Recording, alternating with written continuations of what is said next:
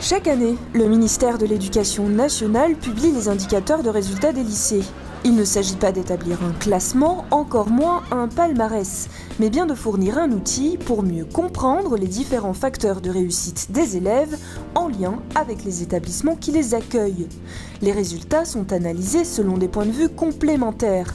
Le premier est le taux de réussite au baccalauréat, c'est-à-dire la proportion d'élèves ayant obtenu le diplôme parmi ceux qui ont passé l'examen.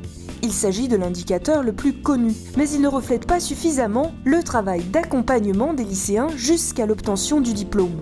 Que signifierait un très bon taux de réussite à l'examen final dans un établissement où seul un élève sur deux parmi ceux qui sont entrés dans l'établissement est encore présent en terminale?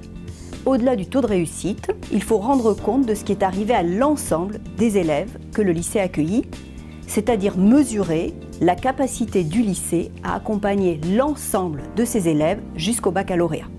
Dans cette optique, le taux d'accès au baccalauréat évalue pour un élève de seconde, de première ou de terminale la probabilité qu'il obtienne le baccalauréat à l'issue d'une scolarité entièrement effectuée dans le lycée, et ce, quel que soit le nombre d'années nécessaires. Un nouvel indicateur rejoint les IVAL cette année. Il s'agit du taux de mention à l'examen du baccalauréat, qui calcule la proportion d'élèves ayant une mention, que ce soit assez bien, bien ou très bien. Cet indicateur apprécie dans quelle mesure les établissements arrivent à tirer le meilleur de leurs élèves et à les préparer en particulier à l'enseignement supérieur.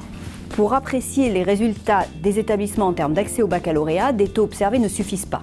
Il faut tenir compte du profil des élèves accueillis, puisqu'il est plus facile de faire réussir de très bons élèves que des élèves qui avaient plus de difficultés scolaires à l'entrée en seconde. De nombreux facteurs comme l'âge, l'origine sociale, le sexe et le niveau scolaire à l'entrée au lycée, mais aussi la composition socio-démographique de chaque établissement sont pris en compte. Pour rendre compte des résultats d'un établissement, il faut donc comparer la réussite de chacun de ces élèves à celle d'élèves comparables, situés dans des lycées comparables. Tous ces éléments permettent de déterminer un résultat attendu qui, comparé au résultat réellement obtenu, permet de voir quel a été l'apport du lycée, sa valeur ajoutée. Les IVAL sont d'abord un outil de pilotage à destination des chefs d'établissement et des rectorats.